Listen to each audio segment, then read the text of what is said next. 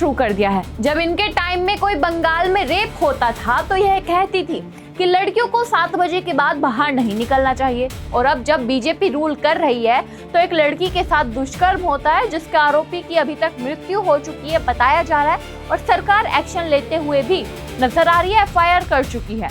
लेकिन ममता दीदी candle march निकाल रही है।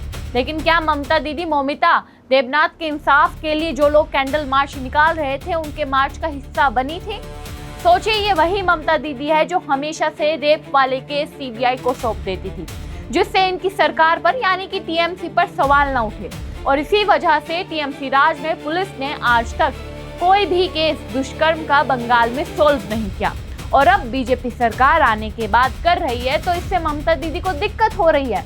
ममता दीदी अब रेप केस पर राजनीति करने के लिए उतर आई है।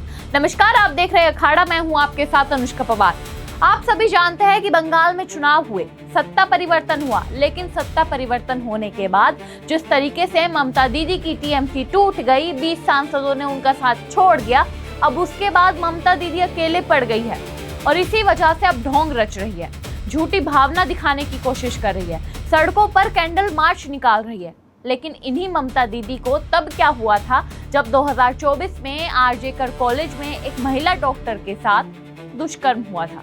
तब इन्होंने मार्च क्यों नहीं निकाली थी? तब यहाँ ये क्यों कहती थी कि लड़कियों को रात को बाहर नहीं निकलना चाहिए?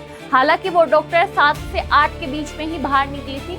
ममता बनर्जी ने उस मामले में सुनवाई भी कुछ नहीं करवाई थी। पुलिस करने वाली थी जो जांच, उसे CBI को सौंप दिया गया था, और फिर बाद में यह भी कह रही थी कि सुरक्षा का काम तो कॉलेज का था, स्कूल का था, इसमें सरकार क्या करे।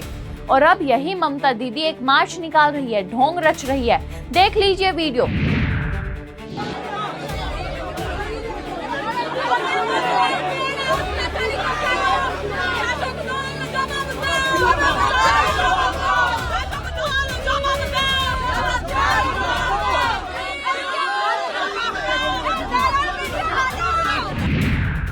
इस वीडियो को देखने के बाद आपके मन में क्या सवाल उठता है कि यह है वही ममता बनर्जी है जो अभी 2 महीने पहले तक पीड़ित परिवारों के लिए बोलने से भी डरती थी?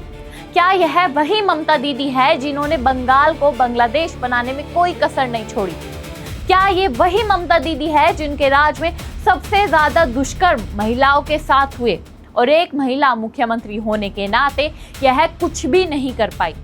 क्या यह वही ममता दीदी है जो चुनाव से पहले कह रही थी कि बंगाल में बीजेपी आप लोगों को जीने नहीं देगी, मटन नहीं खाने देगी? और अब आप लोग जानते हैं क्या बदलाव हुआ है भाजपा के आने के बाद।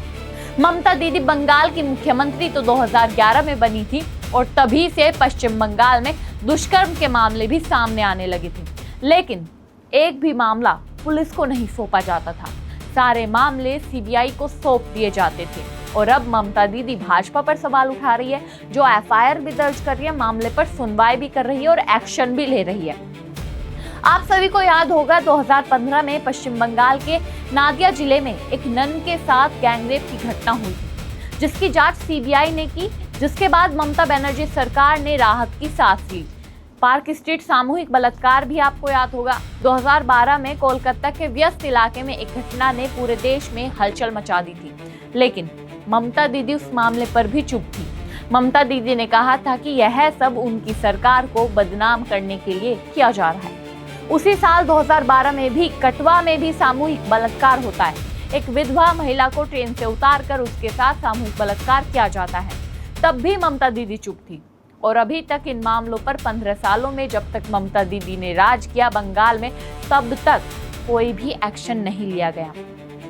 7 जून 2013 को कामुदनी में भी सामूहिक बलात्कार, एक स्कूल की छात्रा के साथ कई दिनों तक बलात्कार किया गया था, लेकिन ममता दीदी उस पर भी चुप रहती हैं, और इस मामले में पुलिस ने उनकी शिकायत भी दर्ज नहीं की थी, FIR तक नहीं की थी। साल 2013 में एक स्कूल छात्रा के साथ 2 बार सामूहिक बलात्कार किया जाता है। बाद में लड़की के जलने के कारण मौत भी हो जाती है, लेकिन मीडिया के अनुसार बाद में पता लगता है कि शायद उस समय की सत्ताधारी TMC के कार्यकर्ता भी इस बलात्कार में शामिल थे, जिस केस को ममता दीदी छुपाने की कोशिश भी कर रही थी। ये वही केस था। साल 2014 में पूर्व मेदिनीपुर में एक नेता की पत्नी के साथ भी सामूहिक बलात्कार करने के बाद उनकी हत्या कर दी जाती है, उसका मामला भी सामने आता है, लेकिन इस पर भी ममता सरकार द्वारा कोई एक्शन नहीं लिया जाता और अब कैंडल मार्च निकालकर भाजपा को बदनाम करने की राजनीति करने की कोशिश कर रही है। ये तो सिर्फ कुछ मामले हैं जो हम आपको बता रही है। इसके अलावा साल 2014 में भी जलपाईगुड़ी जिले में एक 10वीं कक्षा की छात्र के साथ बलात्कार होता है। एनसीआरबी की 2013 की रिपोर्ट के अनुसार बंगाल में 1685 मामले दर्ज हुए रेप के, और इंसाफ किसको मिला? किसी को भी नहीं। बंगाल सरकार चुप बैठी रही, ममता दीदी चुप बैठी रही। महिला मुख्यमंत्री के होने के नाते भी उन्होंने महिलाओं के सम्मान में कभी कुछ नहीं किया, और अब एक कैंडल लेकर उतर गई है सड़कों पर, बाद में आरोप लगा रही है, राजनीति कर रही है। और अब जब बंगाल में भाजपा की सरकार आ गई तो ममता दीदी मार्च लेकर निकल रही है। हमें पता है वो इंसाफ के लिए निकल रही है, लेकिन उन्होंने अपनी सरकार में कितनी महिलाओं को इंसाफ दिलवाया था? क्या उसके बारे में उन्होंने कभी सोचा? जो बुराईपुर में उस बच्ची के साथ हुआ वह बहुत गलत हुआ, सरकार भी एक्शन ले रही है, लेकिन जिस तरीके की राजनीति ममता दीदी इस मामले को लेकर कर रही है, क्या यह राजनीति करना ठीक है? जो आरोप लगा रही है कि मुझे हाउस अरेस्ट करने की कोशिश की गई है भाजपा द्वारा, क्या यह ठीक है? क्या ममता दीदी को कैंडल मार्च तब नहीं निकालनी चाहिए थी जब आरजेकर कॉलेज के लिए जो उस बच्ची के साथ हुआ, डॉक्टर महिला के साथ हुआ, मौमिता के साथ, पूरा भारत एकजुट होकर कैंडल मार्च निकाल रहा था? तब ममता दीदी क्यों अपने घर में बैठी थी? तब क्यों ममता दीदी कह रही थी कि 7 बजे के बाद लड़कियों को बाहर नहीं निकलना चाहिए? ये सारी गलती सरकार की नहीं, स्कूल कॉलेजेस की है। क्यों छात्रों को बाहर जाने देते हैं? जब आपकी सरकार थी आप कुछ नहीं कर पाए, उन केसेस पर एफआईआर तक नहीं लिखा पाए। अब भाजपा एफआईआर लिखवाकर कानूनी कार्रवाई तो कर रही है। 2 दिन के अंदर ही उसके आरोपी को गिरफ्तार करने की बात कही गई थी, लेकिन जनता ने ही, जिस आरोपी को बताया जा रहा है कि उस बच्ची के साथ जिसने गलत किया, जनता ने ही उसका फैसला कर लिया, जनता ने ही उसे मार कर मार डाला। खैर, ममता दीदी इस मामले पर जिस तरीके से राजनीति कर रही है, आप लोग अंदाजा लगा लीजिए। ममता बनर्जी पूर्व सीएम रही है, उन्होंने अपने राज्य में महिलाओं को इंसाफ नहीं दिलवाया। अब भाजपा आने के बाद जब महिलाओं को इंसाफ मिलने की बात आई तो ममता बनर्जी कैंडल मार्च निकालती है। क्या आपको लगता है कि ये जो ममता बनर्जी कर रही है सिर्फ एक ढोंग है, राजनीति कर रही है, या फिर नहीं? कमेंट बॉक्स में जरूर बताएं। हमारे साथ देखते रहिए अखाड़ा।